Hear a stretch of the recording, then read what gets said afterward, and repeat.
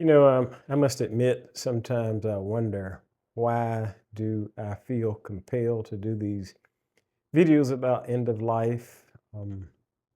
As an end of life doula, it's my job to help people, including myself, confront the reality of the fact that one day we do have to leave this existence.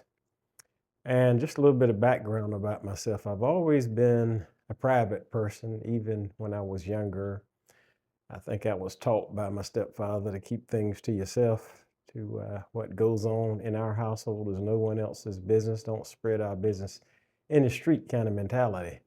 And then, with a background also in law enforcement, I was kind of taught to don't share your business, don't let people know uh, certain things about your past or your family to protect yourself and those you loved. And so when I started feeling the urge to do these videos, I was very hesitant and I put it off for a while.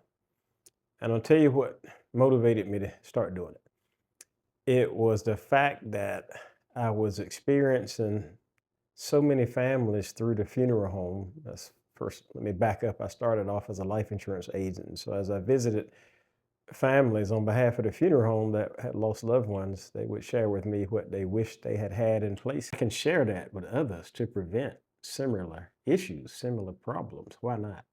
Why not start doing that? Why not set my pride aside and my ego and say, with the old cliche, if I can help one family, one person to get their final wishes in place, then that's what mission I'm on. I may not get a lot of views with these videos, but that's okay. That's not the purpose. The purpose is to educate and hopefully prevent another family from experiencing some heartache. Grief is complicated enough as it is when we lose a loved one. Let's not add to it the fact that this person did not have their paperwork in order. And sometimes I try to run from this mantle, especially in the few years ago. But now I embrace it wholeheartedly. I embrace it fully. This is my mission. This is what I'm here for.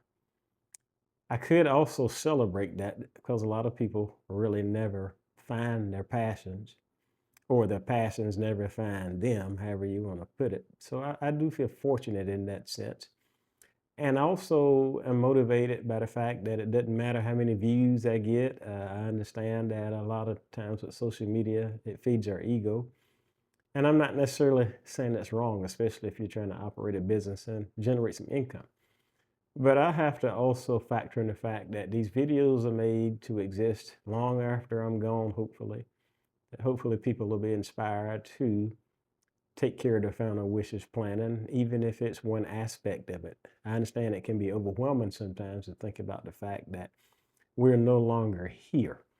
But that does not change the fact that we will not be here one day. Now, if it was guaranteed we'd be here next week, how might that change our behavior? We assume we'll be here next week, but there's no guarantee.